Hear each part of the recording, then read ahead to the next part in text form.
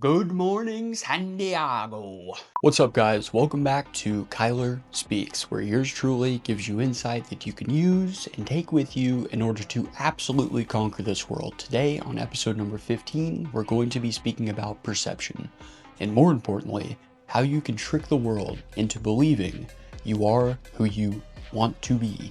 If you want to be something, then you have to speak it into existence. That and much more. Right here, right now. What's up, guys? This is Kyler Rakeen, and I'm here for episode number 15. If you hear the snoring, that is simply because we have ourselves. Let me see where we can. We got the Bubba. We got the Bubba right next to Daddy. We got the Bubba. Yeah, my French Bulldog is right there. So, that's what that is. Episode number 15. I want to discuss something with you that's extremely important going through life, right? You're going through life and you want to be perceived by others as to having some sort of gift or talent, whatever it is for you. However you would like to be perceived in life, you have to tell people. You have to put it out there. If you don't tell anybody, then no one knows, no one cares. If you want to be considered to be the greatest artist of all time, you have to tell people that you're the greatest artist of all time. You have to recite it over and over and over. Otherwise, no one cares. Here's the perfect example of this. Kanye West. Kanye West, right? He has been saying for the last 15 years, he's a fucking genius. Kanye West is a genius. Is he a genius? Obviously not. Just because you make cool, fashionable sneakers, right? And you can rhyme real good, doesn't mean that you're a genius. Sorry. But he recited it over and over and over until eventually it stuck, right? Those two things don't equal genius. In the same way that Dale Earnhardt Jr. isn't a genius because he can turn the left better than his opponents on the track, on the NASCAR track, right? But he had enough goal, he had enough balls, enough confidence to go out there and say, you know what? I am a genius. So whatever you want to become in life, you have to tell the world. Otherwise, people won't be interested. And the ironic thing about putting words into the air like that, into the ether, is that eventually it's almost a self-fulfilling prophecy, right? It's a self-fulfilling prophecy, and it is, because people simply don't have the time to focus on you 24/7. So it's herd mentality. Herd mentality. Going back to an evolutionary basis, we used to be in tribes of a couple hundred people, you know? Dunbar's number. A couple hundred people. You could establish genuine, true connections and get to know about 150 people. Nowadays, with the internet and with after the Industrial Revolution, where we moved from rural places into tight, compacted cities, that changed everything because now we don't know people when we walk past them on the street. That's why you have to wear fancy things like Prada polos in order for people to think you're somebody.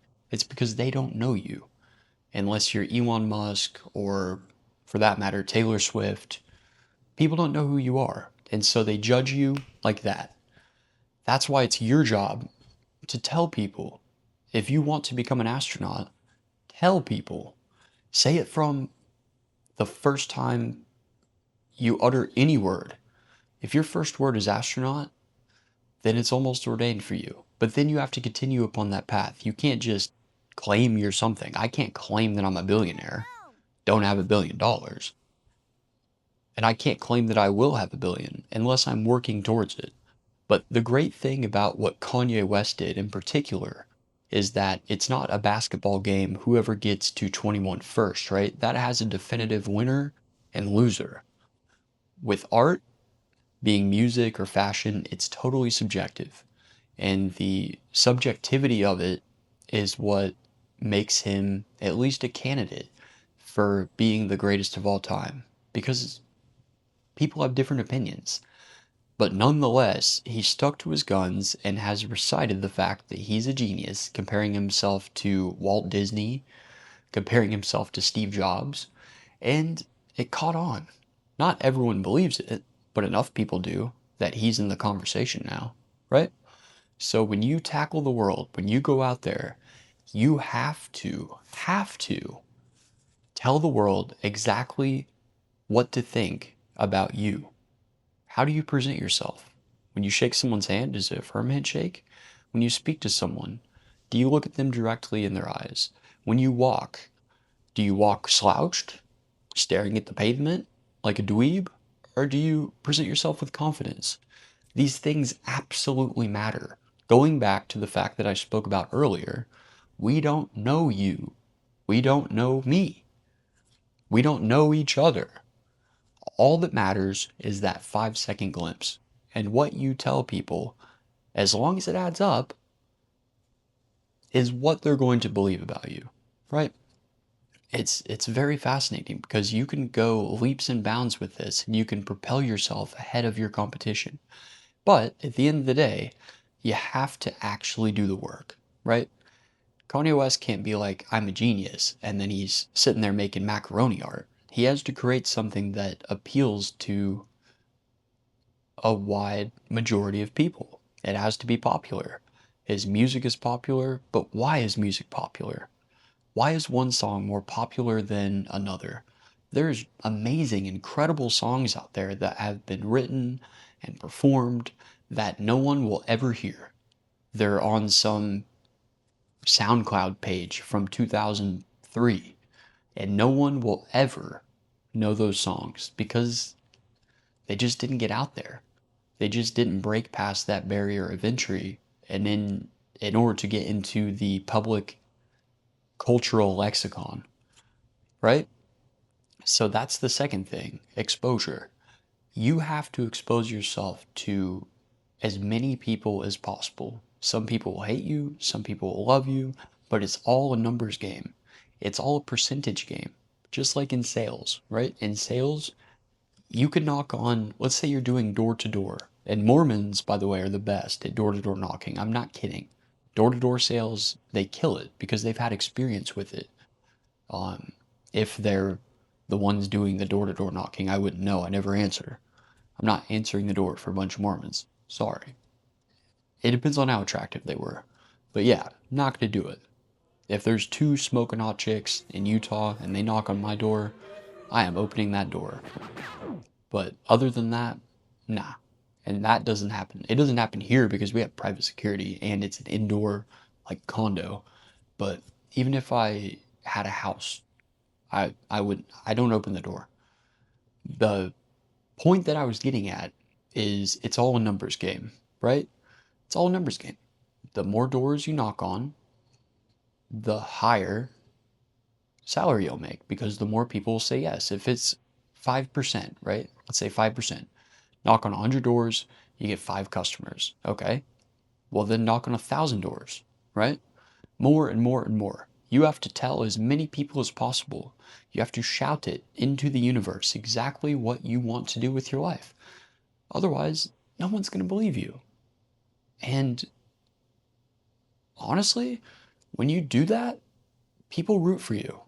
People will root for you and they'll tell others.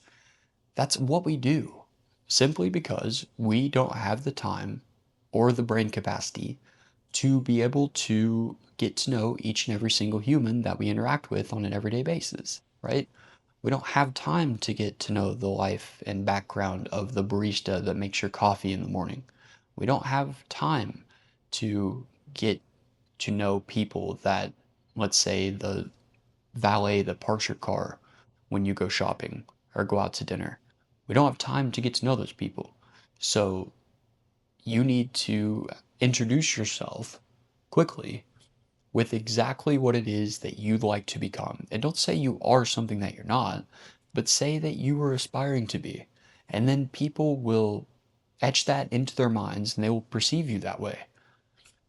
Other thing is attire. You have to dress nice, guys.